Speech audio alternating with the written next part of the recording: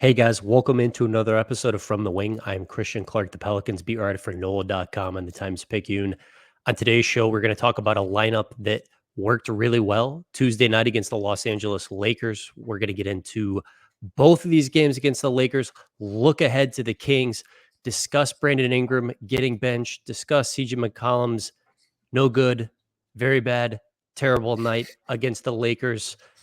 But at the top of the show, we have to spend some time discussing Zion Williamson, who was putting together an absolutely spectacular performance in his first postseason game, had 40 points, almost single-handedly willed the Pelicans to a win on Tuesday and into the postseason for what would be his first taste of postseason action. The Pelicans technically made it in 2022, but Zion could not play in that series against the Suns. And then with about 3 minutes left, Zion scored this running floater layup over Anthony Davis, signaled to the bench that he needed to come out. Zion threw a towel to the ground, went to the back, never returned to the game. The Pelicans said today that Zion Williamson is dealing with a left hamstring strain and will be reevaluated in 2 weeks. We saw Zion's season end last year with the right hamstring strain that cost him the last 45 games. Not good. Yeah. I mean, it's just that it's the same thing that always happens. Like, I want to come here with some big unique idea or unique feeling, and the feeling I'm having is just incredibly familiar.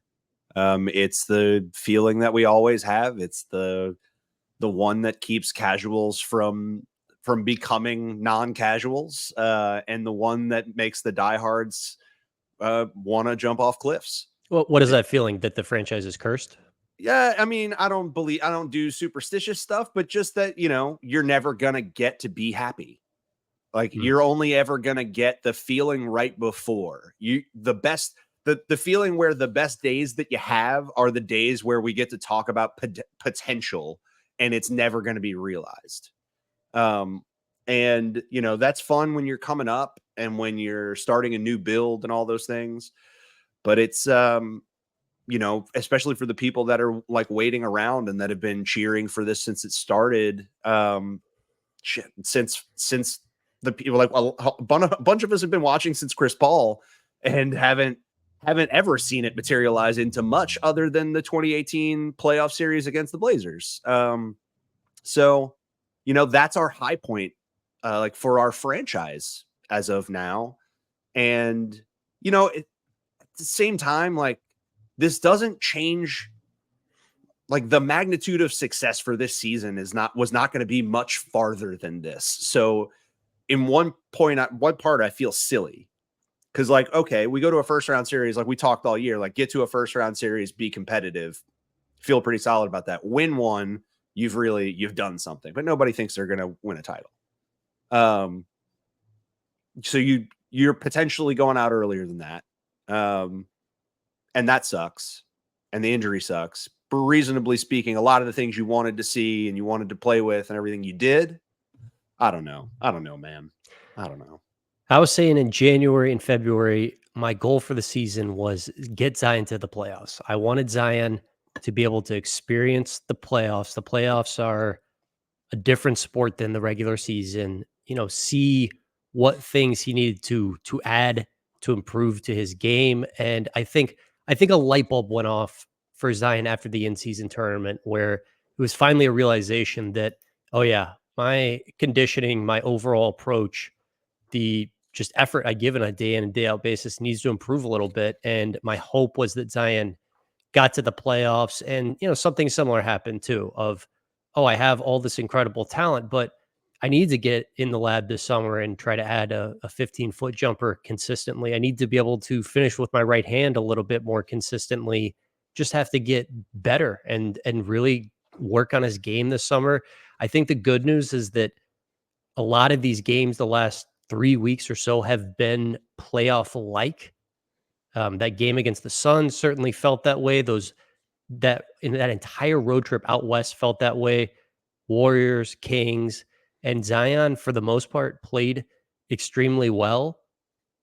Obviously struggled Sunday against the Lakers, who are kind of uniquely suited to give him problems. And then on Tuesday, comes back and has this incredible game and kicks LeBron's butt, kicks Anthony Davis's butt, was by far the best player on the court. It looked like he really figured something out against the Lakers. Like I thought he looked psyched out mentally Sunday, and I thought a lot of that was LeBron. And it felt like he got past that mental hurdle on Tuesday, and for it to end the way that it ended was just heartbreaking. I mean, it's just devastating for this to happen in this context. So that first Lakers game, we saw the same thing we saw in the IST. We saw LeBron take the one-on-one matchup, and every time Zion got the ball at the top of the arc, LeBron is 6 and 7 feet off of him saying, "Come at me," and immediately is trying to jump in front of him and take charges. Now, at the end of that game, or near the end of that game, LeBron takes a huge charge and like really leaves his feet, lands on his butt, which is the thing I was praying for in the IST. Like, make him feel it one time, make him actually feel it one time, and see if he's as willing to do it again. And it felt like LeBron did like pay a price for taking the one-on-one matchup with Zion in that game. In this game, it was not the same. Now they did start off doing a lot of the same stuff they always do. They are willing to put LeBron as a singular matchup to sag him off and have Hachimura or AD as help. And that has paralyzed Zion in every other matchup other than this last game. And you saw even in the poor performance in the final game of the season, you saw him choosing the right shots when he did take them. Like, he did start to go early, like when he does that first dribble, instead of trying to do 2 dribble moves or a side jump or anything like that and be predictable, he's going a step earlier and trying to go over the top of him. And that is the right thing to do, like trying to make them guess. And he took that even a step further in this game, where the takeoff point for these layups started coming 3 and 4 feet out. Like, they were scaring me a little bit, how much farther away from the rim he was taking off from, but he's taking away your ability to jump underneath him. He Like, yeah, he had the cape on in this game. yeah, Like it was Superman finishes at the rim. yeah, he just started turning his body and deciding, like, there were transition possessions where he just decided, I don't care that you have 3 guys back. I'm going to go a step faster than you think I can, and I'm going to take off 2 feet earlier than you think I will. And it just worked. And then even like he had that one like backdoor glass work on AD in the fourth quarter, where like I think Larry set like the second back screen I've ever seen him set for Zion ever. Like, stole that from Cody the other night. Larry screens LeBron away from the play. AD gets spun around. Zion goes all the way to the baseline and comes back up underneath and touches it off the glass. Like, that was really, really difficult. And he got under AD and got it in. Yeah, he was a hero. He was an absolute hero in that game, and no one else was. Zion scored 40 points on 17 of 27 shooting. Without looking at the box score, do you know who the Pelicans' second leading scorer was and how many he had? I just watched the game and then I didn't even go read the box score. Let's see. Trey hit a couple of threes. I'm gonna guess Jose. You had it right the first time. Trey Murphy was the Pelicans' second leading scorer. He scored 12 points. Zion scored 40. The next closest Pelican had 12 points. I mean, like, Zion was not getting much help in this game. I mean, this just would have been a capital M moment for him. I mean, like, you have the narrative of the Lakers embarrass you in December, and then they embarrass you again on Sunday, and they played this specific defensive coverage that made him look bad. And that is a defensive coverage that over the years has been, I think, proven the best way to stop Zion is put a stout defender on him and then have a rangy guy with rim protection ability, in help, just parked in the lane. We've seen that against the Memphis Grizzlies a couple years ago when they went Dylan Brooks on Zion and they had Jaren Jackson Jr. in the lane. I think we saw it for the first time really against like the Milwaukee Bucks when it was Giannis on Zion and Brook Lopez parked in the lane. We've just seen this against various teams with the right personnel. This is the best way to stop Zion. I think it's something you would have seen. It's something we have seen over the past few weeks. Like, even Phoenix tried it, and something you would have continued to see in the playoffs. And that's one of the many reasons why Tuesday sucked. It's like they did this thing and like Zion kind of solved it a little bit. I mean, he really did figure this defensive coverage that has given him problems over the years out a little bit. That felt like, a capital M moment. And then it just ends like this. And I think just for me personally, I'm just assuming that we're not going to see Zion again this season. He's obviously ruled out Friday against the Kings. The reevaluation date is 2 weeks away. When they say 2 weeks, that does not mean he's going to be back in the court 2 weeks, as everyone listening to this already knows. I mean, we saw that last year with the right hamstring. 2 weeks away from today is game 5 if they make the first round against the Thunder. So I'm just assuming we're not going to see him in the first round. Aha. Mr. Glutton for Punishment over here noticed the word approximately 2 weeks. Yeah. I'm just saying that. Look, I'm very, very, very picky about any sort of franchise or Woj or Sam or Shams tweet. I'm very, very picky about the words, especially when they don't need to be there. They don't usually say approximately, and they said approximately. And I do wonder about that, because if you're in the second half of a first round series, if you win a game or two, we would be outside of 2 weeks from now. And if he was evaluated slightly before, like, there's like a faint, desperate, awful hope that nobody should have, but I probably will.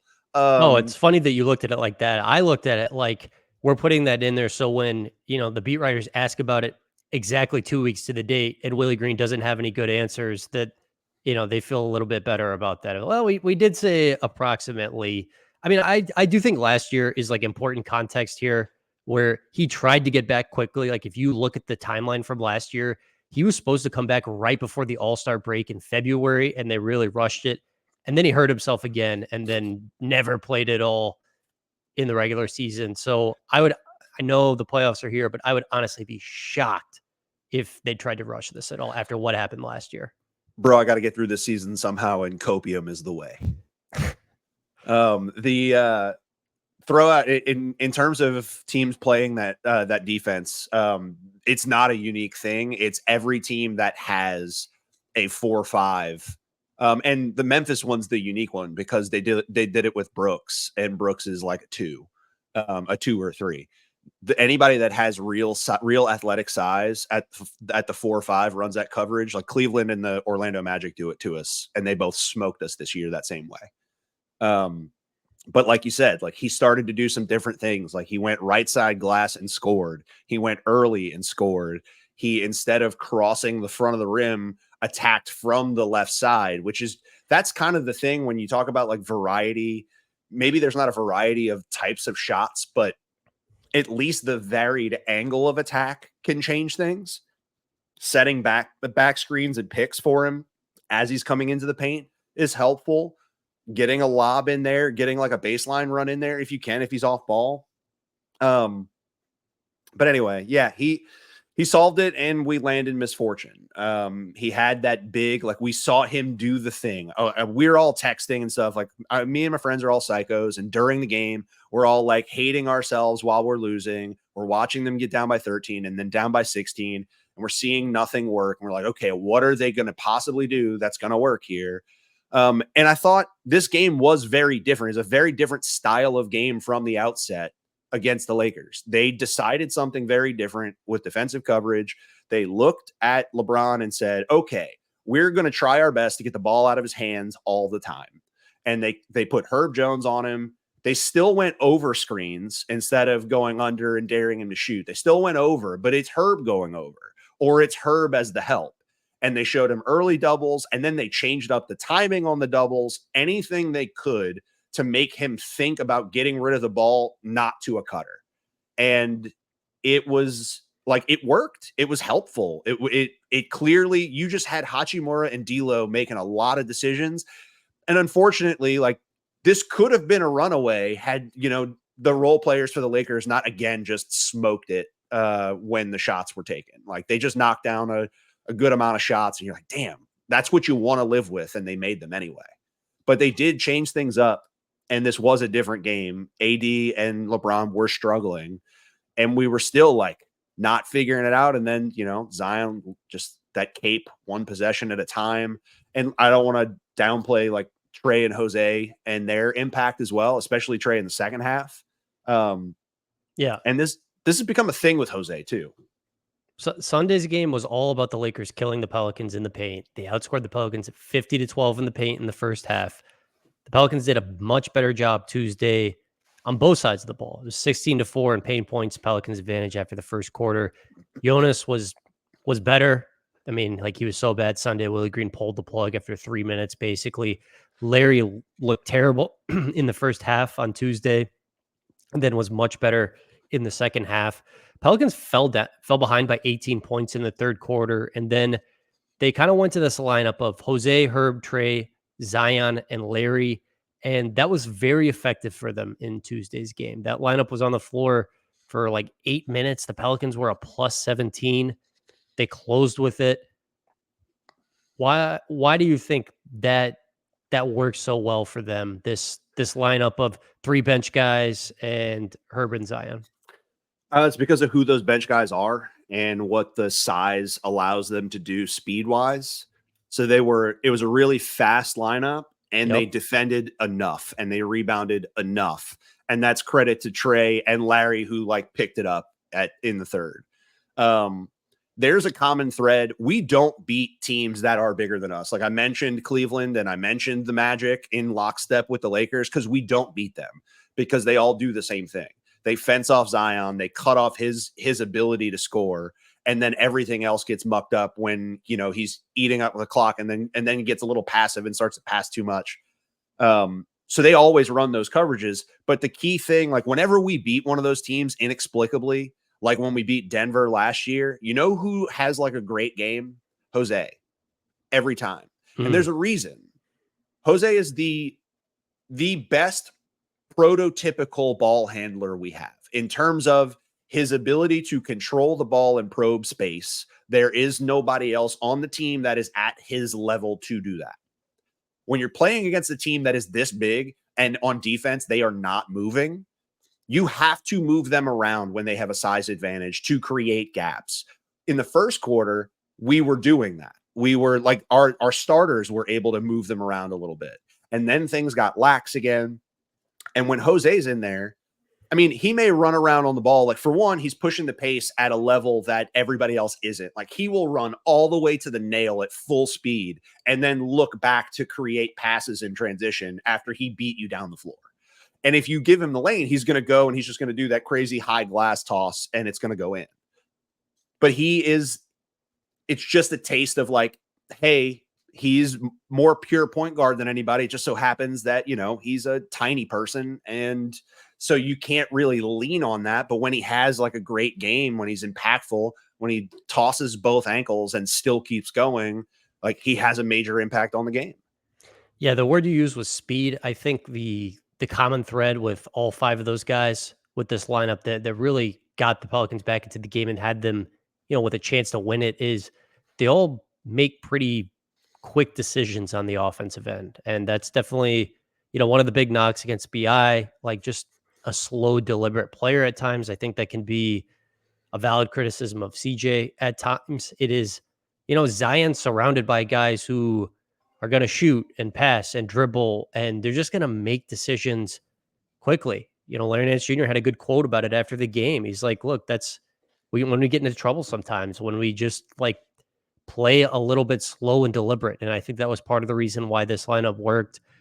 Jose was incredible, as you said. Just the will to win in this game was amazing. I mean, it seemed like he rolled his right ankle on 2 separate occasions. Some of the hits he took were really big, and he just kept getting up, man. Like he was like a bug that was splatted against somebody's windshield and just would not die. Like he got splatted against the windshield like 3 different times, and he just kept going. I mean, like the guy is an incredible competitor. I mean, it's just fun as a basketball fan to root for a guy who wants to win that badly. Like he has like his whole right hand taped right now. I mean, I don't know all the things that he's dealing with, but I mean, I've said it before. I'm 5'8" when I go to shoot around and stand next to him. we look like we're about the same height. I mean, Jose Alvarado is listed at 6 feet. I don't even think he's close to 6 feet. I mean, like, I look at him like we and you have the very similar dimensions. Like, how are you doing this in the NBA? Like, he is like a marvel to me. I don't know how he does it. Because he can't go back. That's right. He's because he can't go back. Yep, It's that's the the answer. Yeah, he just wants it more than everybody on the floor, and it's the only way that a guy like him survives. And he doesn't just survive, he gives you major contributions in a game he shouldn't even be able to physically play in.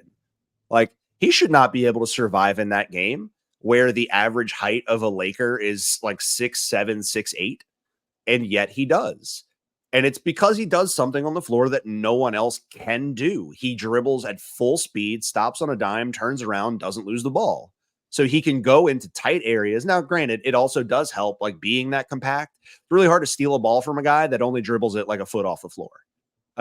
So it's tough to get down there and get him without fouling him. So he does get a little bit of the freedom from that size running around like that, but he also gets just elbows to the face nonstop. That dude gets brutalized. But yeah, he's like, we talk about it with him and Najee. We talked about it all year with the energy they've brought in games where we've started slow. Like, they just want it more than you. And I think the thing that we've been like waiting for and starting to praise Zion for is we started to see that will come out of him. And you don't want to have to get that from the 8th, 9th, and 10th best guy on your roster. And you certainly don't want to have your best probing ball handler be your 8th, 9th best guy on your roster. But, you know, these are things we came into the year knowing. And like, the thing about the Lakers matchup that is, and the thing about the Kings matchup with the Lakers and our matchup with the Kings, like, we all have rosters that expose the biggest flaw of each other. And for us, we struggle with strength and size that can defend. And that's what the Lakers want to do. And so it just puts us in this predicament where we only have a couple of ways to solve the game.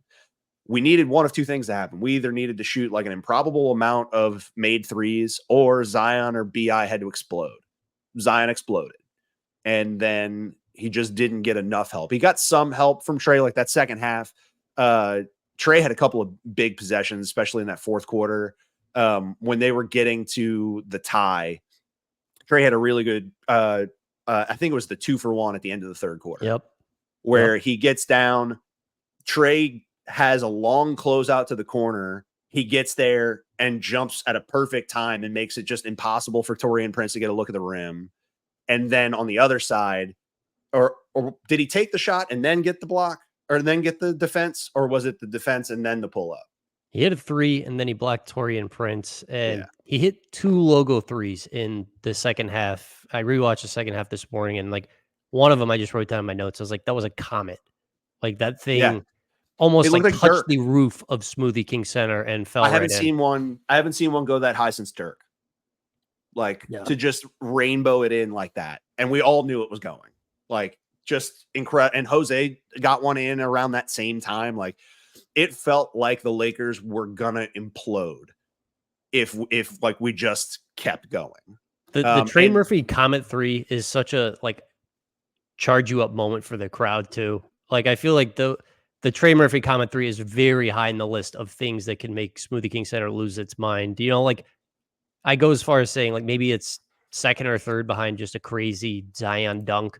Like, you know, a well-timed GTA that's up there too. But a Trey Murphy Comet 3 is just makes people's brains melt, and rightfully so. I mean, it's visually very appealing. Like, he's going to it aggressively and early, and the Smoothie King logo's right there.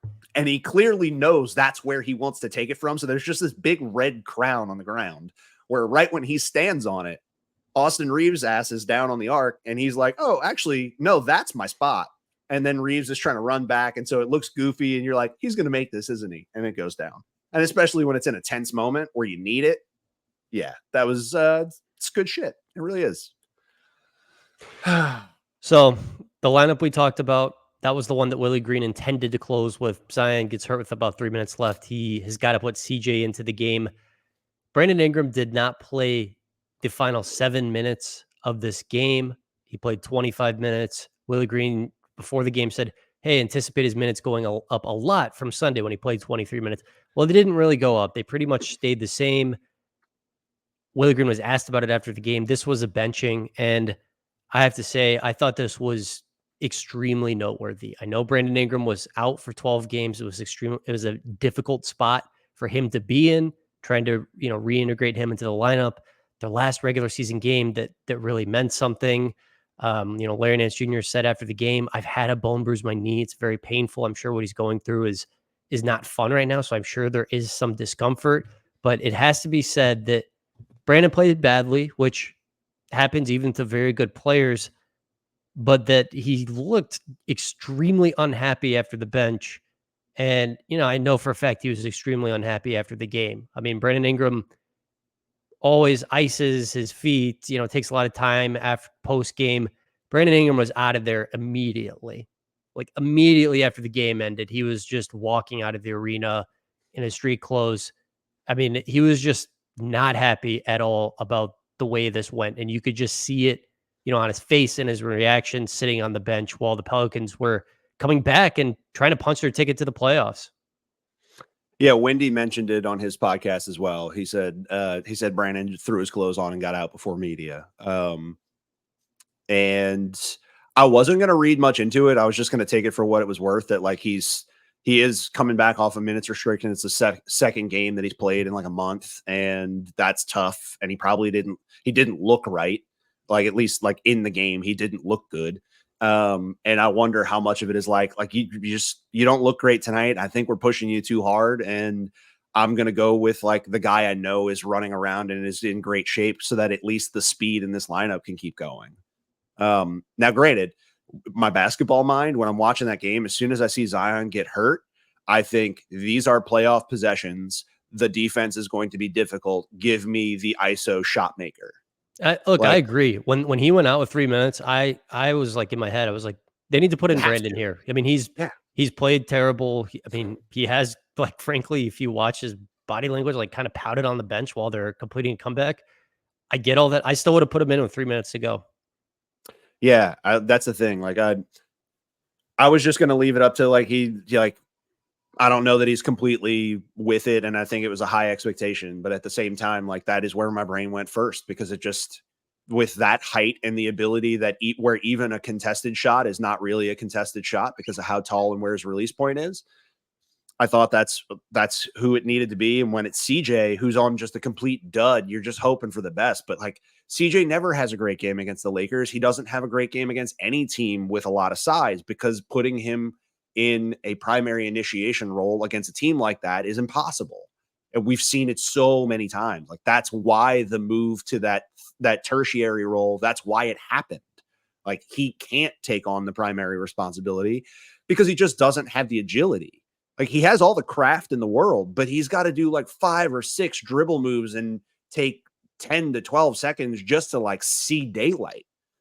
And yeah, I'm not going to know what went into the choice. Like you're definitely making me read into it more, because I have no perspective on what BI was looking like or anything like that. And so now I'm definitely thinking about it. But I also get it, because he was terrible and it is a tough spot. So I don't know. I mean, I think part of what makes it interesting is that like all organizations, unless it's just like an undisputed great player, like you're going to have people in the organization have differing opinions about a player. And some people on the team are going to love this guy, and some people are going to be like, well, I'm kind of lukewarm. He's good, but is he overrated? Brandon Ingram's biggest fans in the Pelicans organization are David Griffin and Willie Green. Willie Green has been, a huge advocate of Brandon Ingram over the years and a huge believer in him. And I think Brandon has shown why a lot of the time. Like I think Willie has been rewarded for that belief repeatedly. So I mean, for Willie to not go with BI in that spot, like really did say a lot to me about whatever he was feeling in that moment, because Willie Green has been one of his biggest believers over the years. I mean, all of that was just definitely something. And it's possible we're not talking about it that much if Brandon comes out Friday and scores 35 points, which he's certainly capable of doing, and the Pelicans get in the first Especially round of for the them. playoffs. But I'm just like telling you guys, Brandon getting benched and then having a negative reaction to it was something. Like that was something. Yeah. So part of me too is like one of Willie's biggest tendencies this year, as conservative as he's been with changes, is that he does, especially if it's a small ball look that works.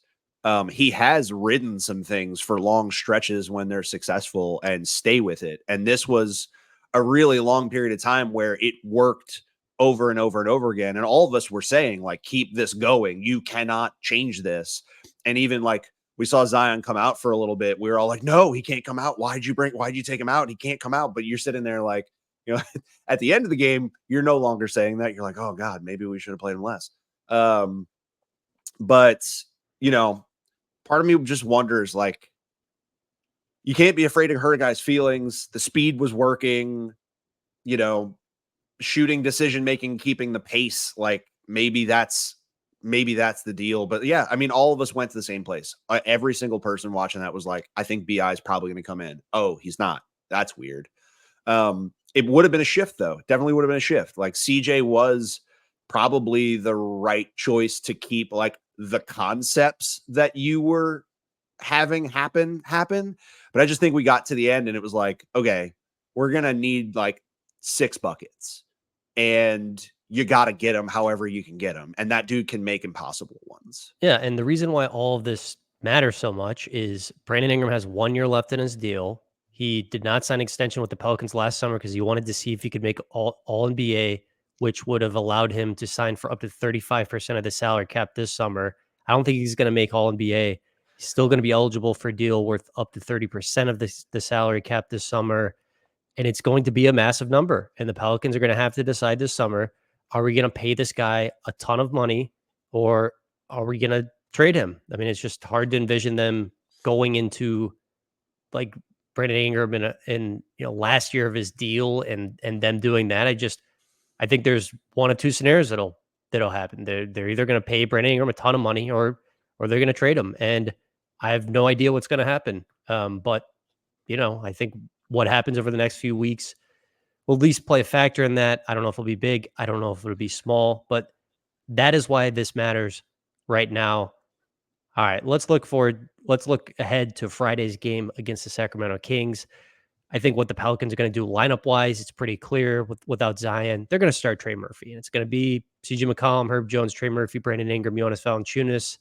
Without looking at the lineup data, I think that's been a really good lineup for the Pelicans this year. It's a 5 that just makes sense. Despite all that happened Tuesday and what a gut punch it was, the Pelicans can absolutely win this game Friday. Yeah, they'll have an opportunity to go 6-0 against the Kings this year. And it's because the reason that they tend to beat the Kings is their big men do a really, really good job on Sabonis. And when they're down powered and don't have, Malik Monk is the guy that usually gets hot against us for that team. He is not there. They will also not have Kevin Huerter, who is done for the season. So the high volume 3 guys that run around off ball all the time and generate these crazy threes and make them aren't there. However, there will be a guy looming over this matchup that can make it different. And he is the linchpin for this matchup to me for the Kings if they want to win it. And it's the guy that really like won the Warriors game for them. It's Keegan Murray. If he has a performance like he did against Golden State, I do not believe we will win because he has become a bit of a two-way force. Like he is kind of climbing up the totem pole at that team in terms of his importance on that roster. He's becoming all the things they want him to become. He's a really good defender now. And I don't think that was something he was a couple of years ago. And now the offense still comes and goes, and they're going to ask a lot of him and ask a lot of Trey Lyles. And we still have the Sabonis matchups with the bigs to lean on. Those have historically been great for us. But yeah, it's all out there. Like BI has done it to this team. Jonas has done it to this team.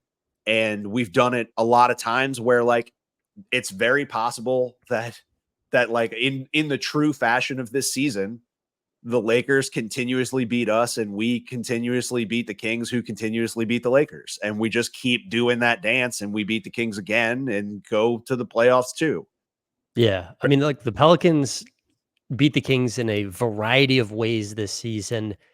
That in-season tournament game, if you look back at that one, Zion actually did not play very well at all in that game. So they've beaten them where they got not much from Zion, but I think most of the wins, and especially in the latter half of the year, were largely a result of Zion playing extremely well, especially this most recent one in April. And we talked about teams that in coverages that Zion has historically struggled against. Well, the Kings are one he has historically done very well in. And you just look at their size in the wings, like they're not that big. They've got to put Harrison Barnes on Zion, and they've got Sabonis as a second line of defense behind Harrison Barnes. And Domantas Sabonis does many things well. You know what he does not do well? Protect the rim. So this is a matchup where Zion is uniquely effective. We saw it in this most recent game in April. So this does stink that he's not going to be out there, because he is a player who, just kind of can exploit the Kings and their lack of size in the wing and their lack of rim protection. So, I mean, look, that's an enormous bummer, but we've also seen the Pelicans, beat the Kings early in the season without getting much from Z. So I guess what I'm saying is I think it's I think it's still possible. I think, when I looked last, the Kings were like slight favorites, and maybe that feels right, of like the Kings are 1.5 point favorites or whatever it is. I mean, I expect this to be a close game, but I think the other part of this too, Adam, is how are the Pelicans, like, what kind of headspace are they going to be in after what happened Tuesday? Because I'm sure mentally that has to feel very deflating of, yes, we're about to go into our first playoffs with Zion, like we could potentially have the best player in a series against the Thunder, depending how Zion plays. I mean, I know Shai Gilgeous-Alexander is probably going to finish second or third in MVP voting, but what kind of headspace are they in? Do they still look motivated to win this game Friday? And is BI going to be completely healthy?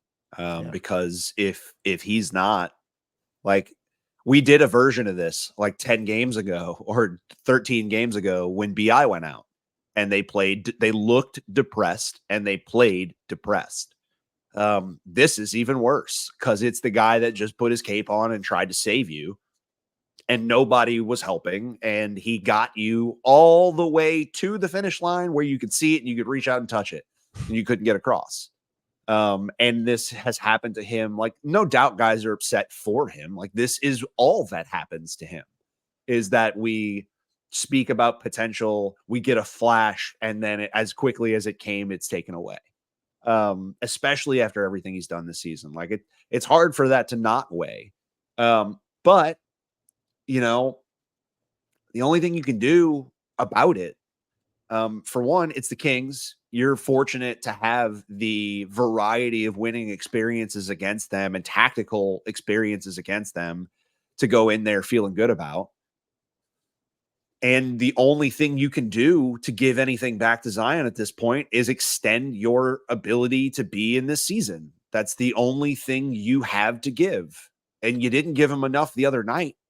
So that's the only aim. And it's just, is that asking too much of a lot of guys who are role players? Probably. But that's the ask. The ask is that Najee and Jose be the guys they were in the Phoenix series a couple of years ago. It's asking Brandon to be a monster and CJ to be at full tilt. Is that really possible against the Kings? And even does it match up okay against OKC? Yeah, it matches up against OKC better than a lot of teams. So, yeah, it's just a matter of like, can they muster it? And that is it. It is a lot to ask of non-star players who are like one-sided players or have deep flaws. It's a lot. One of the things we saw all season was that the Pelicans, while they were very good 1 through 9, they had a lot of talent in their starting five. Their starting five just did not seem to be a great fit together, and I think that's something we've increasingly had to notice over, these last few weeks with Willie Green experimenting with fewer and fewer Jonas Valanciunas minutes.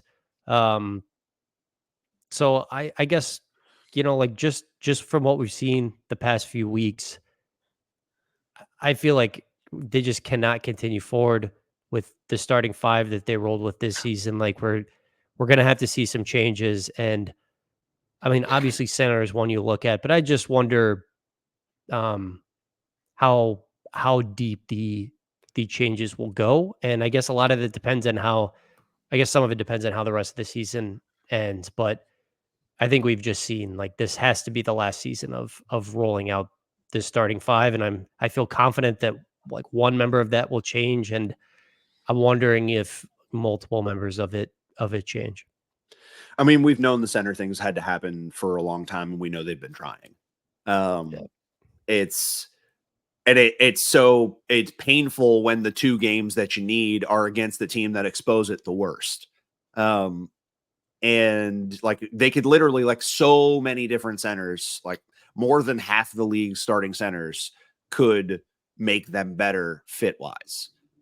Guys that are either stronger, better rim defenders, but are drop guys, or guys that are just dudes that can jump over a phone book and be a lob threat. And we just happen to have like the extremes of both style, where we have a slow post big with some hooks that can grab some rebounds, but can't get off the floor. And we have a semi leaper whose best athletic days are behind him. That's really small. The Um, the conundrum is I feel like they've been hesitant to fit wise put pieces that fit the best around Zion Williamson. I mean, I feel like they've just amassed talent and not worried about the fit that much. But like the conundrum is, well, we could go all in on Zion because he's clearly the most talented player on a team, and he is so freaking good on his good days. But the other thing is like, man, if we go all in around him, can his body hold up? And like if we if other shot creators and guys who actually create offense are not on this team, what happens if Zion gets hurt? Does it all fall apart? And then you're just the Brooklyn Nets with a bunch of great role players, but no one to actually create offense. but at the same time, like if Zion's going to be at the core of this at all, does it Yeah. really matter? It like we get a little bit into an argument of like, well, do you want to still be a 48 win team when Zion goes down? If Zion goes down, then the build has failed. I agree. You either this summer you have to decide, okay, we're gonna go all in on Zion and just optimize the fit around him, or you have to decide. And I don't like he's under contract for 4 more years after this. I mean, when he plays, it looks like a great number. You just got to make a decision, but they've got to improve the fit with the pieces around Zion, in my opinion. I just want the whole five reconstructed. Like I'm not greedy. It's hard to make two starter changes in a single window. It's very hard to do that when they're not particularly like sterling assets or one of them's at a max rate. Like those things are hard to do.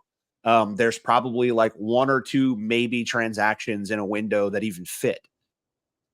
The five, there's some options. And I think what you just saw, and we do have to take a step back and think about like what have we seen since January, not just what have we seen in the Lakers games. We really Mhm. need to look at the whole thing because Bi did play differently. He did defer. He did fit in. He did step it up defensively. He was doing the things you asked and contributing to winning at an efficient way, even though his volume was down. And it was clearly helping Zion, and Zion had dug in on the defensive end. Like you saw the good coming out of that. You saw that could be a thing that you should find out more about it. And so I think to me it feels very simple. There are a multitude of a multitude. There's like four guys that are possible to get. We've talked about all the names. Whatever the last asset was that you were not willing to put in to get those deals done, whoever the hell the guy is, you need to pull the trigger. Whatever the extra asset or the line you won't go past the line and get it. Or you're just going to have to like overpay Hartenstein and get him in here so that you have something athletic and passable and he can move the ball. But it cannot be this again. I understand how we got here, but even before the season started, we said this couldn't be it. We talked before the season and previewed the season and said, I don't know that I want to be banking on those two sets of legs. And here we are. You can't bank on those two guys. Neither of them, like maybe there's a world where JV could be the second guy and play against people's backups and just eat like an Andre Drummond kind of thing where he's like always the backup big and you have this post offense secondarily. But he can't start. Not in today's NBA. It just doesn't work that way. He doesn't do enough. And I know people can talk about how much he needs to be used. He can't play pick and roll coverage. The reason he worked in the first quarter of that Lakers game was because they got the ball out of LeBron's hands and pick and rolls didn't happen. And then as soon as they did, it didn't work anymore. Yeah, I thought Sunday's game, the problem was not they didn't play JV enough. The problem was none of the options the Pelicans used at center performed well at all against the Lakers and their length and athleticism inside. And defense in general, because it was everybody. Look, I'm just going to leave you with this. It just makes me sad that it might end this way for Zion in a season in which he showed genuine growth. I know I've been pretty hard on Zion over the years, but I thought there was genuine growth from him from December on. You know, I wrote about it like the Sunday of the Lakers game. I talked to CJ one-on-one. I thought there were some really good quotes in that story. I mean, the gist of it was anyone in the world can tell Zion he needs to put in the work. He has to do it, and he has. And that was the story of the regular season to me. Zion putting in the work, and it just stinks that it might end this way. Yeah, and now we look to the Cleveland-Orlando series and hope for somebody to flame out so they can give me a center. This guy's never not looking for centers. I'm sorry. It's been like we knew, and I get why we didn't pull the trigger. Like they were all very expensive. I gotta say, after watching the Mavs, like your Daniel Gafford takes are looking pretty good. Look, I do understand what the retorts were. I understand what the retorts were at the time. At the time, people felt like, because I said Gafford like 2 years ago, like post Bulls when he got paid by Washington, and I didn't really know his contract number at the time. I just kind of said it because I was like, yeah, I kind of like him. And he had kind of like already gotten paid.